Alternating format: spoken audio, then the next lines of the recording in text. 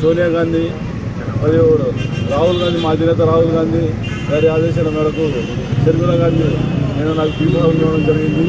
నేను ఆమె ఆదర్శంగా తీసుకొని అదేవిధంగా నేను ఎమ్మెనూరులో ఇక్కడ నుంచి ఇంతకుముందు ఉన్న కథ వేరు, ఇప్పుడు కథ వేరు. కాంగ్రెస్లో ఖచ్చితంగా కొత్తగా నేను ఈరోజు ప్రచారం చేసి తర్వాత అన్ని వర్గాల్లో కూడా అందరికీ అభివృద్ధికి అభ్యున్నతికి కృషి చేస్తానని చెప్తూ అదేవిధంగా ఈ సమస్యలు ఎమ్మెల్యే పట్టణంలో ఉన్న సమస్యల్ని ప్రజల కోసం పాటుపడతానని కోరుకుంటూ తర్వాత ఇక్కడ ఉన్న సమస్యల గురించి నేను ఖచ్చితంగా పరిష్కారం చేస్తాను.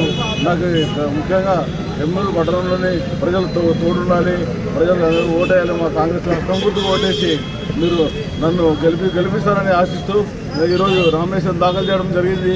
అదేవిధంగా మా ఎమ్మెల్యే పట్టణం కానీ, మా ఎమ్మెల్యే తాలూకా కానీ, నందవరం మండలం, ఎమ్మెల్యేరు మండలము, తర్వాత గోనెగండ్ల మండలము, ఎమ్మెల్యే టౌను ప్రజలు నన్ను ఆశీర్వదించి ముందు పంపిస్తారని కోరుకుంటున్నాను. మంచినీటి సౌకర్యం ఒకటి, తర్వాత రోడ్లు, తర్వాత పేదవాళ్ళకి ఇళ్ల పట్టాలు మరియు నిరుద్యోగులకు ఉద్యోగ అవకాశం కల్పిస్తాం. ఖచ్చితంగా యువతకి సహాయపడతామని కోరుకుంటున్నాం.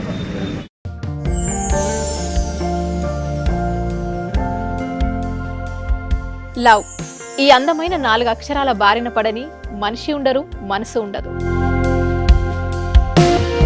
ఈ లవ్ కొంతమంది జీవితానికి సరిపడా మధురమైన అనుభూతులను అందిస్తే మరికొంతమందికి జీవితాంతం వెంటాడే చేదు జ్ఞాపకాలను మిగిల్స్తుంది. లైలా మజ్ను, పార్వతీ దేవదాస్ ఈ 2 కథల్లో మజ్ను లైలా ప్రేమ కోసం ఎంత పరితపించాడో విన్నాం. దేవదాస్ పార్వతీ ప్రేమ కోసం ఎంత పిచ్చోడయ్యాడో చూసాం.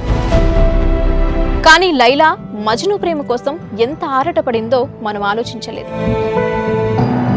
దేవదాసు దూరమయ్యాక పార్వతీ పరిస్థితి ఏంటో మనం అర్థం చేసుకోలేదు. ప్రేమ నుండి పెళ్లి వరకు వెళ్ళలేకపోయినా ఎంతో మంది అమ్మాయిల బ్రేకప్ స్టోరీస్తో మీ లవ్ టుడే.